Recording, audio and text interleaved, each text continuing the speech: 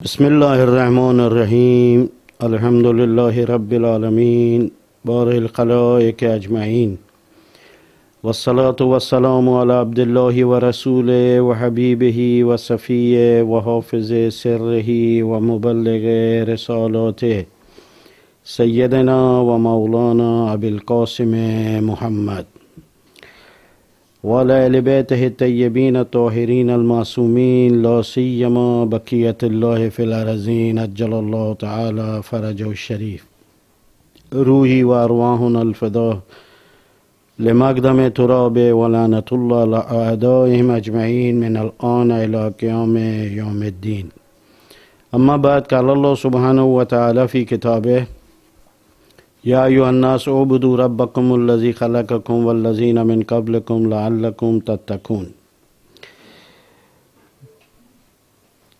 عرض کیا تھا آپ لوگوں کی مومنین کی خدمت میں، مومنات جو بھی ہمارے ناظر و سامع ہیں، کہ پروردگار عالم نے پوری نوع بشر کو، انسان کو اپنی عبادت کا حکم دیا۔ عبادت کے حکم سے آیت شریفہ شروع ہوتی ہے اور تقوی کے اوپر جا کر ختم ہوتی ہے کہ میں نے جو تمہیں عبادت کا حکم دیا ہے اور تم سے عبادت کا مطالبہ کیا ہے، میں تمہیں اس عبادت کے ذریعے خیر عطا کرنا چاہتا ہوں، تمہیں فیض پہنچانا چاہتا ہوں، اور وہ یہ ہے کہ تم متقی و پرہیزگار ہو جاؤ گے۔ بس عبادت کا اعلیٰ ترین ہدف انسان میں تقوی و پرہیزگاری کا ایجاد کرنا ہے۔ افسوس ہے کہ ہم لوگوں نے جس طرح عبادات کے دائرے کو انتہائی محدود کر دیا، چند واجبات، اور اصلا ترک حرام کو عبادات میں کسی نے تصور بھی نہیں کیا کہ کسی فعل حرام کا ترک کرنا عبادات میں شامل ہے۔ دوسرے یا تیسرے درس میں ہم نے وسعت عطا کی تھی، وسعت دی تھی عبادت کے موضوع کو، کہ عبادت کا موضوع کتنا وسیع۔ آج یہی ایک غلط سوچ اور فکر جو ہے وہ تقوی کے متعلق ہے۔ لوگ سمجھتے ہیں فقط واجبات کو انجام دینا، حرام کو ترک کرنا، یہ متقی و پرہیزگار ہے۔ یہ بڑا متقی ہے، وقت پہ نماز پڑھتا ہے، یہ بڑا متقی ہے، پرہیزگار ہے، یہ روزے رکھتا ہے، قرآن پڑھتا ہے، مال حرام نہیں کھاتا ہے۔ یہاں تک ہم لوگوں نے محدود کیا۔ لیکن مولا امیر المومنین سے آپ لوگوں کی خدمت میں آج آخری بات جو تقوی کے متعلق عرض کرنا چاہتا ہوں، اور وہ یہ ہے کہ کل آخر میں نے ایک روایت کو پڑھا تھا، یہ مستدرک میں روایت ہے مولا امیر المومنین کی۔ مولا فرماتے ہیں اتقوا اللہ فی عبادہ، خوف خدا پیدا کرو اللہ کے بندوں کے متعلق۔ اکثر علماء حقوق اللہ کو اہمیت اپنے برابر دیتے، لیکن حقوق الناس کو بہت زیادہ دقت کرتے تھے اور بہت زیادہ اس کے اوپر سنجیدگی کا اظہار کرتے تھے۔ کہا کہ اللہ کا معاملہ اللہ معاف کر دے گا، لیکن اللہ اپنے کسی بندے کے معاملے کو اگر کسی نے خراب کیا ہے، اس کا اختیار نہیں ہے اس کو، کہ مثلا میں نے اگر کسی اپنے دوست کا پیسہ کھایا، خدا اس کو معاف نہیں کرے گا۔ بندوں کے حقوق کے متعلق مولا امیر المومنین علیہ السلام اس روایت میں فرماتے ہیں اتقوا اللہ، اللہ سے ڈرو، فی عبادہ، اللہ کے بندوں کے متعلق۔ آیا ہم نے ان کے حقوق کو ادا کیا یا نہیں کیا؟ والدین کے حقوق ہیں، بیوی کے حقوق ہیں، بچوں کے حقوق ہیں، عزیز و اقارب کے حقوق ہیں، محلے والوں کے حقوق ہیں، اگر کوئی حاکم ہے اس کے رعیہ کے حقوق ہیں، آیا ان کو ادا کیا یا نہیں تھی؟ یہ جو مولا امام حسن علیہ السلام سے کسی نے پوچھا مولا سیاست کیا فرمایا، جو اللہ کے حقوق کا خیال رکھے، وہ جو زندوں کے حقوق کا خیال رکھے، جو مردوں کے حقوق کا خیال رکھے۔ ایک تفسیر چاہیے اس کے اوپر، طویل تفسیر۔ اللہ کے حقوق تو معلوم ہے کہ اللہ کے سوا کسی کی عبادت نہیں کرنی چاہیے، اللہ کے ساتھ کسی کو، جیسا کہ حضرت لقمان نے بھی اپنے بیٹے کو کہا کہ خداوند عالم کے ساتھ شریک نہ ٹھہرایا جائے، اس کے سوا کسی کی عبادت نہیں کی جائے، اس کے علاوہ کسی اور کے سامنے سجدہ نہ کیا جائے۔ پھر مولا نے فرمایا حقوق الاحیاء، جو زندوں کے حقوق کا خیال رکھے۔ احیاء جمع ہے، کون کون سی چیزیں ہیں ہمارے اطراف میں کہ جو زندوں میں شمار ہوتی ہیں؟ انسان زندوں میں شمار ہوتا ہے، درخت زندوں میں شمار ہوتا ہے، مساجد اور امام بارگاہیں عبادت کی جگہیں زندوں میں شمار ہوتی ہیں، آباد زمینیں زندوں میں شمار ہوتی ہیں۔ آیا واقعی ان کا حق ادا کیا ہے ہم لوگوں نے؟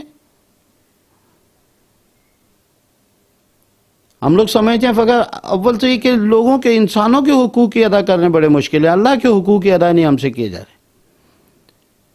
لیکن مولا امام حسن فرماتے ہیں زندوں میں کون کون سی؟ ہر چیز زندہ ہے، درخت زندہ ہے، جانور زندہ ہے، مسجدیں زندہ ہیں، قومیں زندہ ہیں، ان کے حقوق ہیں۔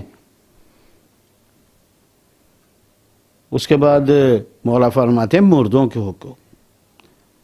ہم لوگ جو چیز مر جاتی ہے اس کو چھوڑ دیتے ہیں۔ مولا امام حسن علیہ السلام مردوں کے لیے حقوق کے قائل ہیں۔ اگر انسان مردہ ہو گیا اس کا حق ہے کہ اس کے لیے اعمال خیر کو انجام دیا جائے، خصوصاً اگر کسی کے والدین دنیا سے چلے گئے، جنہوں نے اتنی زحمتوں سے اس کو پالا ہے، بڑا کیا ہے، اس کو اس قابل بنایا ہے، آج وہ کسی مقام پر ہے۔ اس کو چاہیے کہ اپنے مرحوم والدین کے حقوق میں سے ایک یہ ہے کہ ان کے لیے اعمال خیر کو انجام دے۔ مردہ ہیں وہ۔ مردہ زمینوں کے بھی حقوق ہیں۔ پروردگار عالم فرماتے ہیں ہم نے ان مردہ زمینوں کے اوپر مینہ برسایا، اس کے بعد ان کو آباد کیا، ان کو زندہ کیا۔ مردہ زمینوں کو زندہ کرنا، یہ مردہ زمین کے حقوق میں سے مولا امیر المومنین علیہ السلام نے مدینہ کے اطراف میں کتنی زمینوں کو آباد کیا۔ خود اپنے ہاتھ سے 100 سے زیادہ کنویں کھودے، ان زمینوں، مردہ زمینوں کو سیراب کر کے آباد کیا۔ لہذا مولا امیر المومنین فرماتے ہیں کہ اتقوا اللہ فی عبادہ، اللہ کے بندوں کے حقوق کے متعلق ڈرو۔ وبلادہ، شہروں کے متعلق بھی اللہ کا تقوی اختیار کرو، اللہ کے شہروں کے متعلق بھی ڈرو۔ آیا شہروں کے حقوق ادا کیے یا نہیں؟ شہر کی اتنی اہمیت ہے عزیزو کہ کل عرض کیا تھا، مولا پیغمبر اکرم فرماتے ہیں حب الوطن من الایمان، ایمان کا حصہ قرار دیا ہے وطن کی محبت کو۔ وہ مقام کے جہاں پر انسان پیدا ہوا ہے، وہ مقام کے جہاں کے رزق سے اور روزی کے ذریعے اس کی پرورش ہوئی ہے، جس سرزمین نے اس کو اللہ کی نعمتیں فراہم کی ہیں، جس زمین کے اوپر، وطن کی زمین کے اوپر وہ کھیلا کودا ہے، بڑا ہوا ہے، وہیں سے اس کو روزی فراہم ہوئی ہے، وہیں سے اس نے تعلیم حاصل کیا، وہیں سے اس نے رزق حاصل کیا، وہیں سے وہ بڑے مقام کے اوپر پہنچا، اور اس کے بعد یہی زمین وطن کی اس کو مرنے کے بعد جگہ دے گی دفن ہونے کے لیے۔ اس کے حقوق ہیں۔ لہٰذا جو اپنے وطن سے محبت نہیں کرتا ہے، پیغمبر اکرم فرماتے ہیں اس کے اندر ایمان بھی کمزور ہے۔ آج یہ ہمارا وطن 75 سال ہو گئے اس کو آزاد ہوئے ہوئے، کتنے 100 ارب کا یہ مقروض ہے، کیسے کیسے گناہ اس شہر ملک کے اندر اور اس ملک کے شہروں میں انجام پا رہے ہیں۔ انسان کی زبان جو ہے وہ اجازت نہیں دیتی کہ اس مقام سے جو ہے وہ ان کو عرض کیا جائے آپ لوگوں کی خدمت میں۔ کرپشن کس حد پر ہے، بے حیائی کس حد کے اوپر ہے، قتل عام کس مقام کے اوپر ہے۔ ابھی یہ چینی کا اسکینڈل وہ بھی امیروں نے کیا جن کی جیبیں پہلے ہی بھری ہوئی تھی۔ کچھ انسان کے پاس شرم و حیا ہونی چاہیے۔ حب الوطن میں اس کے بعد مولا امیر المومنین نے فرمایا امرت البلدان بحب الاوطان، تمہارے وطن کو ترقی کے لیے، آباد کے لیے، خوشحالی کے لیے، اس ملک کو سرسبز بنانے کے لیے پیسے کی ضرورت نہیں ہے، مال کی ضرورت نہیں ہے. دنیا میں کوئی ملک بھی مال سے اور دولت سے اور پیسے سے نہیں وہ آباد ہوا ہے. جو ملک بھی دنیا کے اندر آباد دیکھیں اس ملک کے لوگوں نے اپنے وطن کے ساتھ محبت کی ہے، اپنی وطن کی مٹی سے محبت کی ہے انہوں نے. مولا امیر المومنین فرماتے ہیں اپنی محبت کے ذریعے، وطن سے محبت کے ذریعے اپنے ملک کو ترقی دو اور خوشحال کرو. آج دنیا کے اندر جس قوم نے بھی ترقی کی ہے انہوں نے اپنے وطن سے محبت کر کے ترقی کی ہے.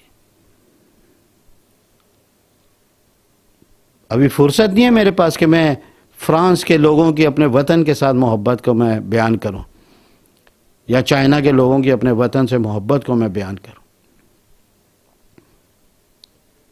ہر شے کو یہ قربان کر دیتے ہیں. فرانس کے اندر میں نے ایک جگہ پڑھا تھا کہ جو بہترین تحفہ جب کسی اپنے عزیز ترین دوست کو دیتے ہیں یا اپنے بزرگ کو دیتے ہیں تو اپنے وطن کی مٹی دیتے ہیں. اس سے زیادہ ان کو کوئی چیز بھی عزیز نہیں ہے.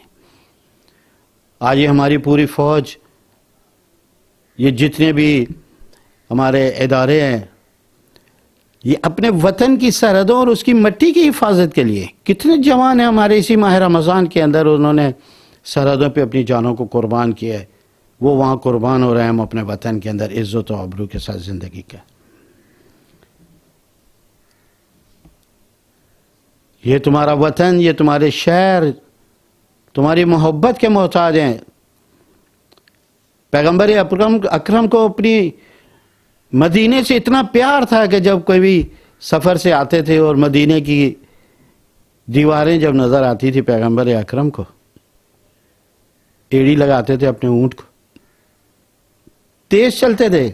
کسی نے بولا پیغمبر اکرم کو یا رسول اللہ آپ بڑے آرام سے آ رہے تھے. کہا تمہیں دیکھ نہیں رہے ہو میرے وطن کی دیواریں مجھے نظر آ رہی. مولا امام حسین علیہ السلام نے جب مدینے کو ترک کیا، جب تک مدینے کی دیواریں نظر آتی رہی امام پیچھے مڑ مڑ کے دیکھتے رہے کہ یہ وہی شہر ہے جس میں میں پیدا ہوا، جہاں پر میں کھیلا، میں بڑا ہوا، جہاں میں نے اپنے نانا کے ساتھ زندگی کی، جہاں میں اپنے ماں کے ساتھ زندگی. ابھی بھی انسان جب اپنے وطن سے دور جاتا ہے، دوسرے ممالک میں جاتا ہے، جب بھی وہ کام سے فرصت ملتی ہے اس کو سب سے پہلے جو چیز آتی ہے اس کو اپنا وطن یاد آتا ہے. جو شخص اپنے وطن سے محبت نہیں کرتا ہے وہ شخص کبھی بھی اپنے وطن کی تعمیر نہیں کر سکتا. اس کے بعد مولا فرماتے ہیں فَإِنَّكُمْ مَسْئُولُونَ، تم سے روز قیامت سوال کیا جائے گا. کس کے متعلق؟ حتی عن البقاء. اس شہر میں بہت ساری جگہ ہیں، اس شہر کی مسجدوں کے متعلق تم سے پوچھا جائے گا. مسجدوں کو آباد کیا یا نہیں کیا؟ اگر کوئی مسجد جو تھی نمازی نہیں تھے، اس میں ویران تھی، غیر آباد تھی، اس کو آباد کیوں تم لوگوں نے کیوں نہیں کیا؟ کوئی کالج اور یونیورسٹی ہے آباد نہیں ہے، اس کو آباد کیوں نہیں کیا؟ اس کے متعلق پوچھا جائے گا تم سے. کوئی امام بارگاہ ہے، کوئی مدرسہ ہے، کوئی اسکول ہے، ان کے متعلق پوچھا جائے گا. لائبریریاں ہیں، کتابیں ہیں، ان کے متعلق تم سے پوچھا جائے گا. اللہ سے ڈرو ان کے متعلق. شہر کے اندر باغات ہیں، شہر کے اندر ایک ساحل ہے، اس کے متعلق تم سے پوچھا جائے گا. اس کا خیال کیوں نہیں رکھا تم لوگوں نے؟ حتی عن البقاء، ان کی جگہوں کے متعلق بھی تم سے سوال کیا جائے گا. فقط یہی نہیں سوال کیا جائے گا کہ بیوی بچوں کے حقوق ادا کیے نہیں کیے، والدین کا احترام کیا نہیں کیا، بلکہ ان کے متعلق بھی پوچھا گیا. لہٰذا عزیزو، اپنے شہر کے باغوں کو، اپنے شہر کے اسکول اور کالجز کو آباد کریں. ان کے حقوق ہیں ہمارے اوپر. یہ وہ ادارے ہیں کہ جو ہمارے کو ایک تعلیم یافتہ اور مہذب انسان بننے میں مدد دیتے، ہماری جہل کو دور کرتے. اس کے بعد مولا فرماتے ہیں والبہائم، حتی ان حیوانات کے اوپر بھی حیوانات کے بھی حقوق ہیں ہمارے اوپر. ایک گفتگو انشاءاللہ کبھی آپ لوگوں کو کروں گا، میں فقط اشارہ کر کے چلا جاتا ہوں، اور وہ یہ ہے کہ اسلام میں پروردگار عالم نے اپنے حقوق اور انسان کے حقوق جو ہیں وہ جب ٹکراتے ہیں انسان کے حقوق کو مقدم رکھتے ہیں. کہتے ہیں میری نماز قضا ہو جائے، یہ انسان جو ڈوب رہا ہے اس کو بچاؤ، اس کو بچانا واجب ہے. میری نماز قضا ہو جائے بعد میں پڑھ لینا. جب حقوق ٹکرائے کہ اللہ کا حق انجام دے یا بندے کا، پروردگار عالم کہتا ہے میں تمہیں کہتا ہوں بندے کا حق مقدم رکھو، میں پیچھے قدم رکھ. نہ فقط انسان کا اتنا احترام کیا ہے پروردگار عالم نے، بلکہ جانور کا بھی احترام کیا. دنیا ہمیں سکھا رہی ہے حیوان دوستی. مشکل یہ ہے کہ ان لوگوں نے صحیح مقام اور صحیح سرچشمے سے وہ لوگ سیراب نہیں ہوئے ہیں. اہل بیت کے دروازے پر آتے ہیں، ان کو پتہ پڑتا ہے اسلام نے انسان تو دور کی بات ہے حیوان کو کتنی فوقیت دی اور کتنی فضیلت اور کتنے احترام کا قائل ہے. ہمیں یہ درس نہ دیں. جانوروں کو بینڈیج کر رہے ہیں، ان کا علاج کر رہے ہیں. جناب موسیٰ علیہ السلام جب اپنی بھیڑ کو کاندھے کے اوپر اٹھا کے جا رہے تھے، کہا کہ اے اللہ کے نبی آپ اتنے محترم اور معزز نبی ہیں اور آپ ایک بھیڑ کو اپنے کاندھے پر اٹھا رہے ہیں. جناب موسیٰ کا جواب عجیب تھا. کہا اس کے پاؤں میں کانٹا لگ گیا ہے، یہ چل نہیں پا رہی ہے، اس کے پاؤں میں درد ہوتا ہے، میں نے اس کو کاندھے پر اٹھا لیا ہے تاکہ اس کو کانٹا لگنے سے درد نہ ہو. آج یہی لوگ اسلام انبیاء علیہ السلام ایک جانور کو اتنی تکلیف برداشت نہیں کرتے ہیں. یہ لوگ مجھے نہیں معلوم اس ماہ رمضان میں کس طریقے سے ان لوگوں نے یمن کے ہزاروں لوگوں کو قتل عام کیا. افغانستان کے اندر ان ماؤں کا قتل عام کیا جو زچہ بچہ ہاسپٹل کے اندر تھی. کتنے بچے یتیم کر دیے ان لوگوں نے. فلسطین کے اندر کس طریقے سے ان لوگوں نے قتل عام کیا. روزانہ افغانستان کے اندر کتنے لوگ برے. اسی ماہ رمضان کے اندر جس کے اندر جنگ حرام ہے، اللہ کا مقدس اور محرم مہینہ، یہ محترم مہینہ ہے، مقدس مہینہ، اس کے اندر بھی کس طریقے سے جنگ ہے، کس طرح قتل عام کیا. میں فقط پیغمبر اکرم کی ایک روایت کو بیان کرتا ہوں آپ لوگوں کی خدمت میں. آپ لوگ دیکھیں کہ مولا فرماتے ہیں حیوان کے حتی کہا کہ اگر تمہارے پاس ایک گلاس پانی ہے تم اسے وضو کر سکتے ہو، اور سامنے تمہارے پاس جانور پیاسا کھڑا ہے، پیغمبر اکرم فرماتے ہیں وضو کی یہ جگہ تیمم کرو، وہ پانی جو ہے وہ پیاسے حیوان کو پلا دو. یہاں پر دیکھیں جب اللہ کا حق اور حیوان کا حق آپس میں ٹکرایا، حتی حیوان کے احترام میں پیغمبر خداوند عالم نے اپنے حق کو کہا کہ اس کو چھوڑ دو، حیوان کا حق انجام دو. اس کے بعد مولا امام حسین کے لیے آپ لوگ سارے مصائب میں سنتے ہیں، دشمن کو جب پانی پلا دیا، مولا عباس کو کہا کہ ان کے جانوروں کو بھی پانی پلاؤ.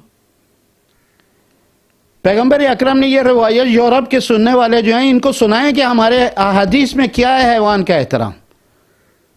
ان تک پہنچی نہیں ہے اہل بیت کی تعلیمات، ہم اپنے اس اسٹیج سے ان کو بتانا چاہتے ہیں. پیغمبر اکرم فرماتے ہیں کہ للدابۃ علی صاحبها ست خصال، یہ جو جانور کا مالک ہے نا، اس کے اوپر جانور کے 6 حقوق واجب الادا ہیں. بھائی 6 حق جانور کے انجام دیں. پہلا کیا ہے، یالف و اذا نزلہ، جب جانور سے اترے اور اس کو باندھے سب سے پہلے کام یہ کرے کہ اس کو گھاس دے، اس کی خوراک کا خیال رکھے، وہ چل کر آیا ہے. وَيَعْرِضُ عَلَيْهِ الْمَاءُ إِذَا مَرَّ بِهِ، اور اگر کسی پانی کے قریب سے گزر رہا ہے وہاں سے رد نہ ہو. اگر کوئی چشمہ ہے یا کوئی نہر ہے جس کے قریب سے گزر رہا ہے وہاں سے رد نہ ہو، گزر نہ جائے جب تک کہ حیوان کو پانی نہ پلا لے. وَلَا يَضْرِبُ إِلَّا عَلَى حَقٍّ، خاموخت جانور کو مارے نہیں. میں نے اسی شہر کے اندر دیکھا ہے جانور کی طاقت سے زیادہ اس کے پاس سامان لدا ہوا ہے، اس کو بینتھے مار رہا ہے، اس سے خون بہ رہا ہے، رس رہا ہے اس جانور سے، اور اس کو مارے بھی جا رہا ہے. وَلَا يُحَمِّلُهَا مَا لَا تُطِيقُ، پیغمبر اکرم فرماتے ہیں جانور کی طاقت کا تمہیں پتہ ہونا چاہیے، اس کے اندر کتنی طاقت ہے مال کو اٹھانے کی. اس کی طاقت سے زیادہ، جیسے انسان کے اوپر پروردگار عالم نے اس کی طاقت سے بڑھ کر فرائض کو نہیں ڈالا ہے.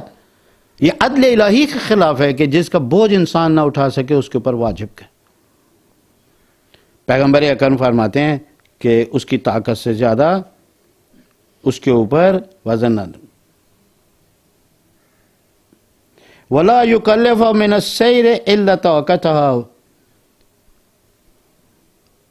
اس کی طاقت سے زیادہ اس کو نہ چلائے، بیچارہ 2 کلومیٹر چل سکتا ہے، آپ اس کو 4 کلومیٹر چلا رہے ہیں، اور جب وہ نہیں چلتا ہے تو پھر اس کو مارتے بھی ہیں۔ ولا یکف علیہ فواق، حد سے زیادہ اس کے اوپر نہ بیٹھے۔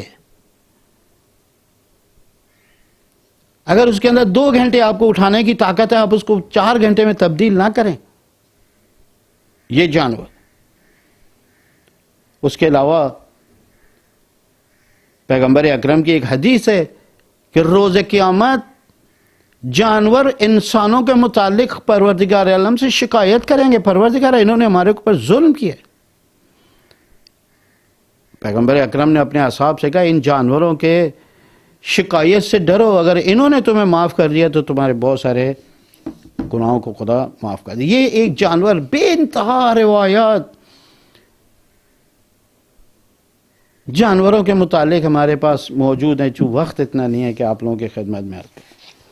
یہاں پر فرمایا کہ ان البقاء والبہائم، اس شہر میں درخت ہیں، ان درختوں کا احترام، ان کو پالنا تمہارے اوپر واجب ہے، ان کا احترام۔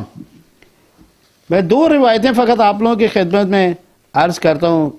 ایک پیغمبر اکرم سے مولا فرماتے ہیں کہ میرے نزدیک کسی درخت کی شاخ کو توڑنا اسی طرح ہے جیسے کسی فرشتے کے پر کو توڑنا۔ میں بڑا حیران ہوتا ہوں، جنگل کے جنگل کاٹ کے پھینک دیتے ہیں ایک گھر بنانے کے لیے،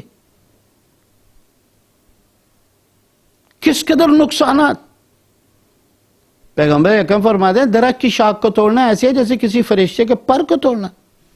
اس کے بعد مولا امیر المومنین فرماتے ہیں تم چاہتے ہو کہ تمہاری عمر طویل ہو جائے، اللہ تمہیں ایک بڑی عمر عطا کرے، کہا کہ اگر تم لوگ یہ چاہتے ہو کہ اللہ تعالیٰ تمہاری عمر کو طویل کرے تو ہرے بھرے درختوں کو کاٹنے سے پرہیز کرو، اجتناب کرو۔ جو شخص ہرے درختوں کو کاٹ دیتا ہے پروردگار عالم اس کی عمر کو بھی کم کر دیتے۔ یہ چند باتیں تھیں آپ لوگوں کی خدمت میں عرض کرنا تھا، پتہ نہیں کل درس ہوگا یا نہیں ہوگا۔ اس کے بعد اتقوا، اب تقوی جو ہے وہ ہم نے عرض کیا تھا کہ تقوی جو ہے وہ واجبات کو انجام دینا اور حرامات سے رک جانا۔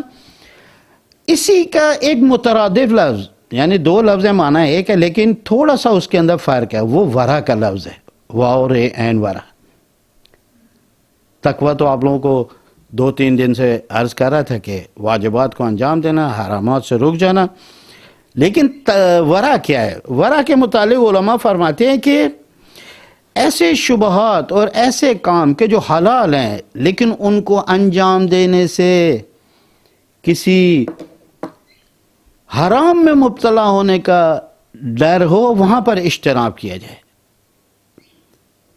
یعنی شبہوں سے بچا جائے جہاں پر شبہات ہوں، ایسے مقامات سے بچنا کہ جہاں پر جانے سے انسان جو ہے وہ کسی حرام اور گناہ میں مبتلا۔ جیسے کوئی دوست ہیں ان کی محافل ہیں جہاں پر وہ بیٹھ کے شراب پیتے ہیں، اگر آپ چلے گئے ممکن ہے کہ ایک روز آپ بھی شراب میں مبتلا ہو جائیں۔ خواتین کے ساتھ تنہائیاں میں گفتگو کرنا، ان سے نرم لہجوں سے باتیں کرنا خواتین کا مردوں کے ساتھ، یہ خود اس بات کی سبب بن سکتی ہے کہ انسان جو ہے کل کو ایک بڑے حرام کے در مبتلا ہو جائے۔ تو ورع اس کو کہتے ہیں کہ جو تھوڑا شبہات کے اندر احتیاط کرے، ایسے مقامات سے اجتناب کرے کہ جہاں پر جانے سے اس کو حرام میں مبتلا ہونے کا ڈر ہو۔ ورع کی کچھ علامات روایات کے اندر بیان ہوئی ہیں، میں آپ لوگوں کی خدمت میں 2-4 روایات کو عرض کرتا ہوں۔ کچھ علامات بیان کیے مولا امیر المومنین نے، اس روایت کو سنے کہ ورع المومن یظہر فی عملہ، اگر کسی مومن کا تقوی اور پرہیزگاری کو دیکھنا چاہتے ہیں تو اس کے عمل سے ظاہر ہوگا۔ اس وقت ہمارے معاشرے میں باتوں کے ذریعے بہت کچھ ثابت کرنے کی کوشش کی جاتی ہے، میں بہت بڑا نمازی ہوں، میں بہت بڑا مسجدی ہوں، میں بہت بڑا قاری قرآن ہوں، عمل صفر ہے۔ کہا کہ مومن جو ہے اس کا ورع اور تقوی جو ہے اس کے عمل سے ظاہر ہوتا ہے۔ والورع ورع المنافق لا یظہر الا علی لسانہ، لیکن منافق جو ہے اس کا ورع جو ہے وہ فقط اس کی زبان سے ظاہر ہوتا ہے۔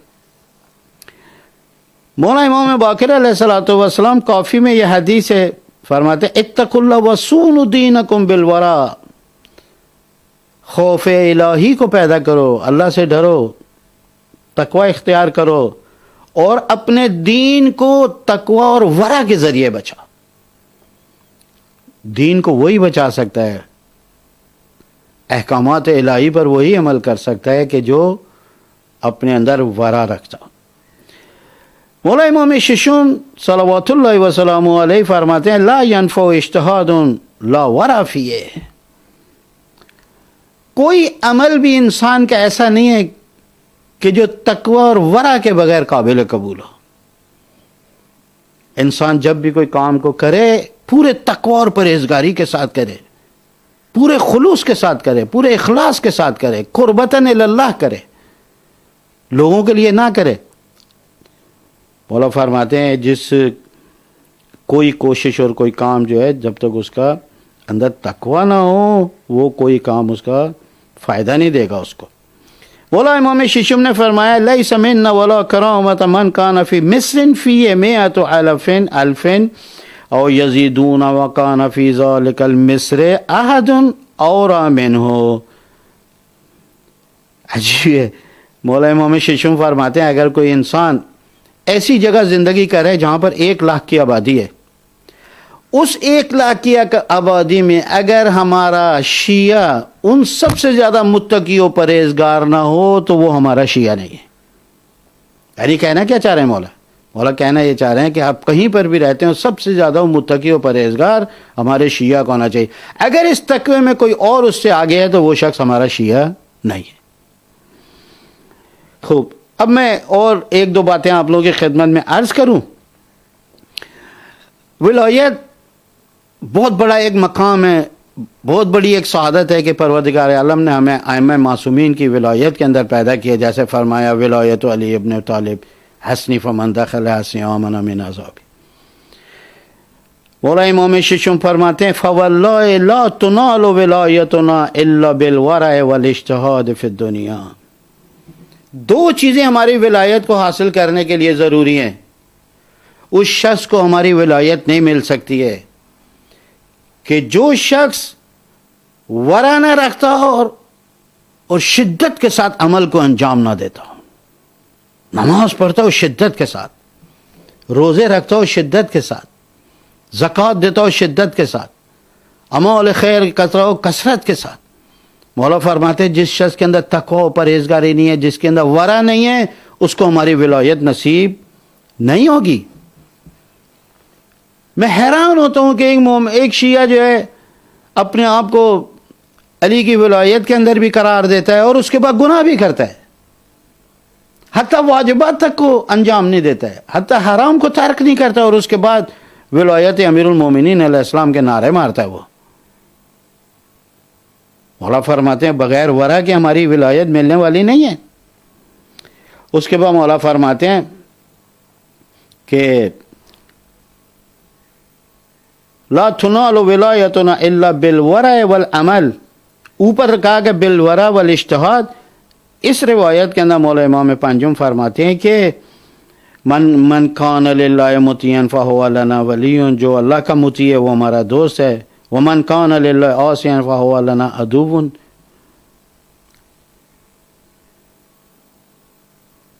جو گناہ کرتا ہے اللہ کی بارگاہ کے اندر معصیت کرتا ہے فہو لنا عدو، یہ ہمارا دشمن ہے۔ اس کے بعد فرماتے ہیں ولا تنال ولایتنا الا بالورع والعمل، یہ توف العقول میں ہے۔ اس کے بعد مولا فرماتے ہیں ہماری ولایت نصیب نہیں ہوگی مگر یہ کہ اس شخص کو کہ جو تقوی رکھتا ہو، جو ورع رکھتا ہو۔ اوپر کا جہاد والاجتہاد، اجتہاد کے معنی اوپر یہ نہیں تھے کہ جائے انسان نجف و کربلا اور قوم کے اندر وہاں پر جا کر اجتہاد کرے، اجتہاد کے یہاں پر کوشش کے معنوں میں شدت کے ساتھ کوشش کرے، لوگوں کے حقوق کو ادا کرنے میں شدت کے ساتھ کوشش کرے، رزق کو کمانے کے لیے شدت کے ساتھ کوشش کرے، تعلیم کو حاصل کرنے کے اندر شدت سے کوشش کرے۔ یہاں پر فرماتے ہیں الا بالورع والعمل، عملی شیعہ بننا پڑے گا ولایت اہل بیت کو حاصل کرنے کے لیے۔ نعروں کا مذہب نہیں ہے ہمارا شیعہ مذہب، ہمارا مذہب عمل کا مذہب ہے۔ علی مرد میدان ہے، مرد عمل ہے. صلح ہو، جنگ ہو، سفر ہو، وطن ہو، علی ہر جگہ پہ مرد عمل ہے. عبادت میں مرد عمل ہے، جنگوں کی صفوں میں مرد عمل ہے، فیصلوں میں مرد عمل ہے، یتیموں اور مساکین کے حقوق کو ادا کرنے میں علی مرد عمل ہے. اور عمل فقط نہیں بلکہ علی عمل با اخلاص، اعلیٰ ترین اخلاص کے ساتھ مولا امیر المومنین علیہ السلام نے ہر عمل کو انجام دیا. اس کے بعد مولا فرماتے ہیں، مولا امام شیشم فرماتے ہیں لا ینال شفاعتنا من استخف بالصلاۃ. ظاہراً یہ روایت جو ہے اپنے بچوں کے لیے کی تھی مولا امام شیشم نے، مولا امام جعفر صادق علیہ السلام نے. اپنے بچوں کو کہا دیکھو تم ہماری اولاد ہو ٹھیک ہے، لیکن یہ رشتے کام نہیں آئیں گے. جس شخص نے بھی نماز کو سستی کے ساتھ پڑھا، نماز کو ہلکا شمار کیا، اس کو ہماری شفاعت نصیب نہیں ہوگی. مولا اپنے بچوں کو کہہ رہے ہیں ہم امتیوں کا کیا بنے گا، ہم پیروکاروں کا کیا بنے گا، ہم شیعوں کا کیا بنے گا، اور ان کا کیا بنے گا کہ جو نماز کو پڑھتے ہی نہیں ہیں. مولا فرماتے ہیں جو خفیف شمار کرے اس کو ہماری شفاعت نصیب نہیں ہوگی. امام جعفر صادق علیہ السلام نے اپنے شیعوں کا تعارف کرایا کہ ہمارے شیعوں میں کون سی خوبی ہوتی ہیں. مولا فرماتے ہیں شیعتنا اہل الورع والاجتہاد، ہمارا شیعہ سست نہیں ہوگا، جو کام بھی کر رہا ہوگا کثرت سے کرے گا، شوق سے کرے گا، جذبے کے ساتھ کرے گا، عزم کے ساتھ کرے گا، مسلسل کرے گا. اور دوسری خوبی اس کی وہ ہوتی ہے کہ اہل تقوی ہوگا، اہل ورع ہوگا. بس عزیزو آپ لوگوں کی خدمت میں یہیں پر آپ بات کو ختم کرتا ہوں. آخر میں مولا امیر المومنین نے ایک خط لکھا ہے جو شاہکار خط ہے. یونیسکو کے اندر بھی وہ اس کی تاریخی اسناد کا جو ادارہ ہے اس کے اندر ہم نے سنا ہے کہ اب اس کو جا کر ان کو 1400 سال کے بعد پتہ پڑا کہ اتنا محرکۃ العرا کسی نے خط لکھا تھا، اس کو اس یونیسکو کے تاریخی اسناد کا حصہ بنایا. طویل خط ہے. مولا امیر المومنین بالآخر مقدمہ بیان کرنے کے بعد یہ خط کا شان جو ہے یعنی لکھنے کی وجہ یہ ہے کہ مولا کا گورنر تھا تو وہاں پر کسی نے جوان نے ان کو دعوت پہ بلایا. یہ چلا گیا دعوت کے اوپر جہاں پر رنگ برنگ کے کھانے تھے اور مشروبات تھے، اور مولا نے فرمایا تو ایسی جگہ پر چلا گیا جہاں پر غریبوں کو دھتکارا جا رہا تھا، امیروں کو بٹھایا جا رہا تھا. اور وہاں پر بھی مولا نے فرمایا کہ اور جو چیز آئی تمہارے پاس اس کو بے دھڑک کھانے لگے. جب تمہارے سامنے کوئی کھانا آئے تو اس کو چیک کیا کرو کہ آیا اس کا کھانا جائز ہے یا نہیں ہے، جیسا کہ کل بھی روایت میں پڑھا. اس کے بعد مولا بات کرتے کرتے یہاں تک پہنچے الا وان امامکم قد اکتفا من دنیاہ بتمرہ. آگے رہو، تمہارا امام اور پیشوا اس نے تو دنیا سے فقط 2 پرانی چادروں پر اکتفا کیا. اوڑھنا بچھونا علی کا فقط 2 پرانی چادریں ہیں. ومن طعمہ بکرسئی، اور کھانے میں فقط 2 روٹیاں ہیں. اللہ. اس کے بعد مولا اپنے شیعوں کو فرماتے ہیں، اپنے پیروکاروں کو فرماتے ہیں اللہ انکم لا تقدرون علی ذالک، مجھے پتہ ہے کہ تم لوگوں کے اندر اتنی طاقت نہیں ہے کہ یہ کام کر سکو. میرے شیعوں تمہارے لیے 2 چادروں پر زندگی کرنا مشکل ہے، 2 روٹیوں پر زندگی کرنا مشکل ہے، لیکن اتنا تو کر سکتے ہو. لیکن اعینونی، میری مدد تو اتنا تو کر سکتے ہو. 4 چیزوں سے مولا امیر المومنین نے اپنے شیعوں سے مدد کو طلب کیا. فرمایا الاول، تم میری مدد کرو تقوی اختیار کر کے، ورع کے ذریعے، اجتہاد کے ذریعے، جیسا کہ اوپر بھی لفظ اجتہاد آیا تھا. تیسری عفت کے ذریعے، پاک دامنی اور سدا سلامت روئی، یعنی اچھے چہروں کے ساتھ، مومنین کے ساتھ خوش اخلاقی سے ملنا. بے ورع. دنیا ہر ایک مولا سے مدد مانگتی ہے، مولا اس خط کے اندر ہم شیعوں سے مدد مانگ رہے. اور مولا فرما رہے ہیں تم جتنا تقوی اختیار کرتے رہو گے علی کی اتنی مدد ہوگی. خوب اس کی ورا کے اوپر آپ لوگوں سے بات کر لیں. اجتہاد کے ادھر معنی کیا ہے؟ آیا فقط کوشش کرنا؟ مولا اسلامی معاشرے کی پسماندگی اور دنیا کے طرف ترقی یافتہ ممالک کے مقابلے میں پیچھے رہ جانے کی بڑی وجہ کو بتا رہے ہیں. کہا اگر تم لوگ 1400 سال پہلے میری اس بات کو سمجھ لیتے تو آج اس طریقے سے اقتصادی میدان میں پیچھے نہ ہوتے, تعلیمی میدان میں تم لوگ پیچھے نہ ہوتے, ٹیکنالوجی میں اتنے پیچھے نہ ہوتے. اجتہاد کا مطلب پتہ ہے نا جو میں کیا کہہ رہا ہوں؟ اجتہاد کا مطلب یہ کہ اللہ نے جتنی تمہیں صلاحیت دی ہے اس کو استعمال کر کے کام کو انجام دینا, یہ اجتہاد کہلاتا ہے. ہم لوگ روڈ بناتے ہیں, کہتے ہیں بھائی روڈ بن جائے جیسی بھی بن جائے. مولا فرماتے ہیں نہیں, روڈ بنانی ہے جتنی اللہ نے تمہیں صلاحیت دی ہے اس کے مطابق بناؤ. تعلیم کے اندر ہماری کوشش ہوتی ہے بس کسی طرح ہمارے کو ڈگری مل جائے, کسی طرح ہمارے کو میڈل مل جائے, ہمارے کو سرٹیفکیٹ مل جائے, کسی طریقے سے ہم جو پروموٹ ہو جائیں, کسی طریقے سے ہماری کلاس جو کلیئر ہو جائے, ہم اوپر کی کلاس میں چلے جائیں. مولا فرماتے ہیں نہیں, اپنے آپ کو دیکھو تو اللہ تعالیٰ نے اگر تمہیں 95 نمبر لینے کی صلاحیت عطا کی ہے, جو شخص 60 نمبر سے پاس ہوتا ہے روز قیامت 30 نمبر کا جواب دے ہے, اس نے اپنی پوری صلاحیت کو انجام نہیں دیا تھا. یہی تو وہ بات ہے کہ جو مولا امیر المومنین نے ضرب لگنے کے بعد کہی تھی, اے در و دیوار مسجد کوفہ تم لوگ گواہ رہے نا کہ اللہ نے خدا کی اطاعت و بندگی میں کوتاہی نہیں کی. یعنی جتنی اللہ نے میرے کو طاقت و صلاحیت دی تھی میں نے اس کے مطابق جو ہے اپنی عبادات کو انجام دیا اور اپنے کاموں کو انجام دیا. یہ ہے وہ بات اور وہ وجہ کہ جو ہمارا ملک پیچھے رہ گیا اور ہمارا اسلامی معاشرہ پیچھے رہ گیا.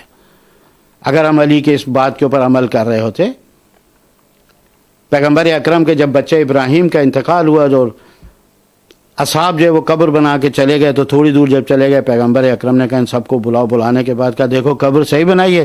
کہا یا رسول اللہ بچہ تھا مر گیا, اب اس نے تھوڑی اٹھ کے کہہ دینا ہے کہ جی قبر صحیح بنائی نہیں بنائی. پیغمبر اکرم نے کہا مجھے بھی پتہ ہے, لیکن میں تمہیں ایک بات کو بتانا چاہتا ہوں.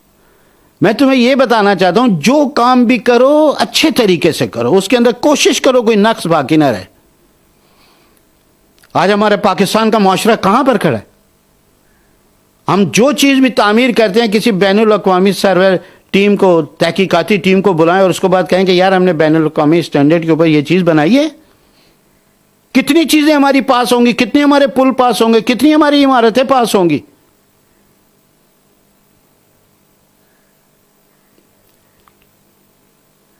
کون سی چیز ہم بین الاقوامی معیار کے مطابق بناتے ہیں؟